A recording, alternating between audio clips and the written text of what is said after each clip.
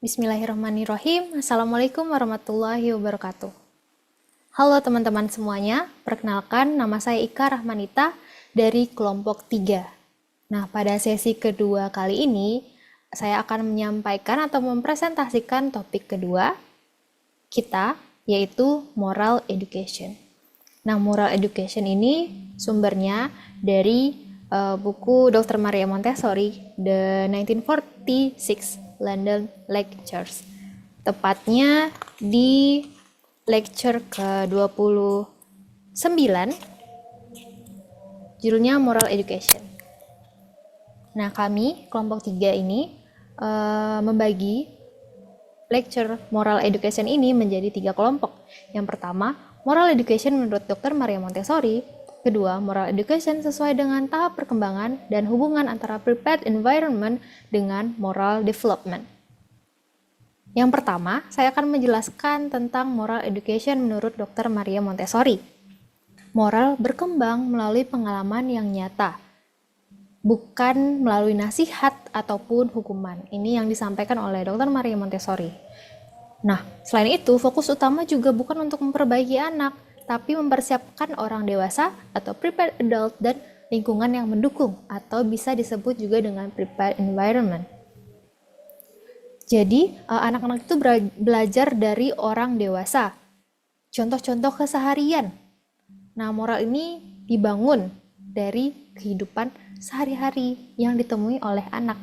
Nah, ini juga selain bisa dari contoh nyata oleh orang dewasa di sekitarnya seperti orang tuanya atau gurunya ketika mengambil barang, mengembalikan kembali, ketika melakukan suatu kesalahan, meminta maaf, memberikan rasa hormat, respect, dan rasa tanggung jawab.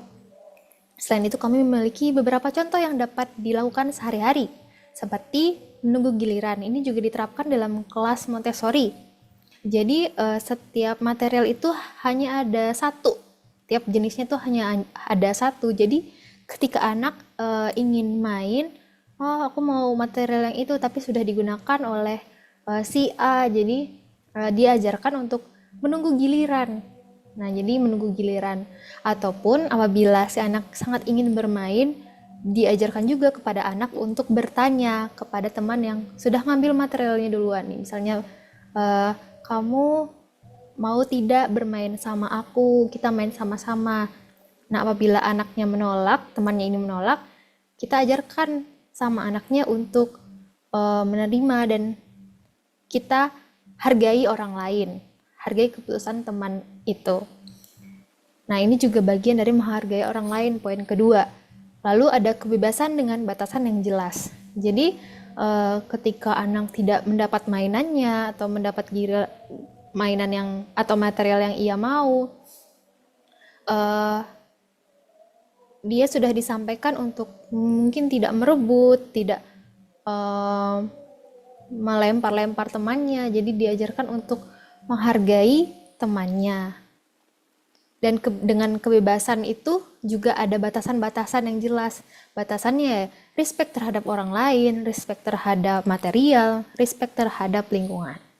Lalu mengembalikan material atau barang yang sudah digunakan ke tempat semula ini juga bisa mengajarkan moral kepada anak, bertanggung jawab, dan menghargai si material itu juga. Lalu ada hubungan antar yang harmonis di rumah, di sekolah, maupun di masyarakat. Ini juga merupakan fondasi perkembangan moral yang sehat. Lalu, poin kedua adalah moral education sesuai dengan tahap perkembangan. Menurut penjelasan di buku Dr. Maria Montessori, dibagi menjadi 3 tahapan. Yang pertama usia 0 sampai 6 tahun, lalu ada 7 sampai 12 tahun dan usia remaja. Pertama di usia 0 sampai 6 tahun.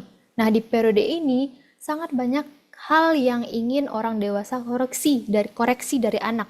Seringkali orang dewasa tuh tanpa sadar mengecap anak ini, dia nakal, dia nggak mau dengar perkataan orang tuanya, dia pelakuannya buruk seperti memukul orang lain, teman lain.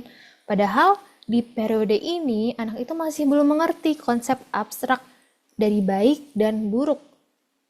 Jadi di fase ini mereka itu membutuhkan setting atau contoh moral yang nyata. Moral yang nyata tadi sudah disebutkan melalui kondisi lingkungan yang teratur, hangat, dan juga konsisten. Lalu juga anak diberikan kesempatan untuk bekerja dan memiliki kebebasan, namun juga tetap ada batasan ataupun terarah. Lalu di usia 7 sampai 12 tahun. Nah, pada usia ini muncul sense yang kuat.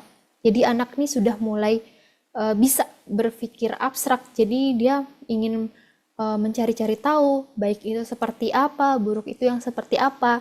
Jadi di anak usia ini banyak bertanya, kayak, oh aku sudah bagi dua. Dia kan mungkin sangat presisi. Oh, kok ini dia lebih besar, aku lebih kecil, kan harus adil. Jadi mulai kadang muncul protes-protes gitu.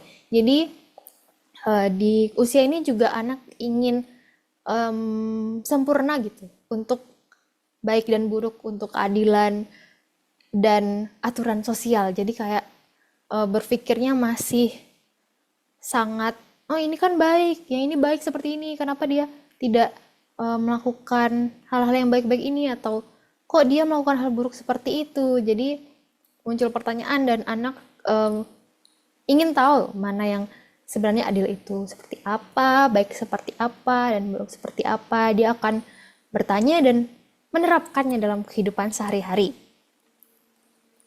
Nah, itulah ketertarikannya untuk keadilan, aturan sosial, dan rasa ingin menolong juga besar. Di bukunya Dr. Maria juga di usia ini, anak itu boleh dikenalkan kepramukaan. Jadi di pramukaan diajarkan untuk mencintai lingkungan, melakukan petualangan, dan menolong orang lain. Dan itu dimaksudkan untuk menumbuhkan perkembangan moralnya. Lalu ada fase remaja. Mereka ini ingin sepenuhnya menjadi mandiri dan ingin terlibat dalam komunitas yang lebih besar. Mungkin yang awalnya di rumah aja yang menolong orang tua, jadi di usia remaja ini mereka ingin terjun langsung ke masyarakat. Mungkin ke tetangga atau ke komunitas di rumahnya, di RT RW ada gotong royong, mereka lagi semangat-semangatnya untuk ikut. Nah, poin ketiga terakhir adalah hubungan antara prepared environment dengan moral development. Jadi, moral tumbuh secara alami dalam diri anak melalui interaksi dengan lingkungan. Selain itu, moral development ini tidak tiba-tiba di usia remaja itu jadi anak yang baik. Perlu kesinambungan. Jadi, dari fase pertama usia 0 sampai 6 tahun, dari fase berikutnya 7 sampai 12 tahun itu sudah terbentuk. Jadi, prosesnya cukup panjang untuk menumbuhkan moral yang jadi karakteristik dalam anak tersebut. Nah, jadi disimpulkan juga moral ini adalah karakteristik alami manusia yang akan mekar dengan sendirinya atau spontan, asalkan jiwa anak ini tidak terhambat dan diberikan lingkungan yang tepat. Dan lingkungan yang tepat ini juga konsisten dan berkesinambungan dari ia usia lahir sampai usia dewasa atau remaja. Lalu juga terdapat kebebasan dan kesimpulan dalam diri anak, kebebasan dan kedisiplinan dalam diri anak. Jadi, dalam Montessori, anak diberikan kebebasan untuk memilih aktivitas dari apa yang mereka mau, dan itu juga sebagai bentuk prepared environment. Sekian presentasi yang dapat saya sampaikan mewakili dari kelompok 3.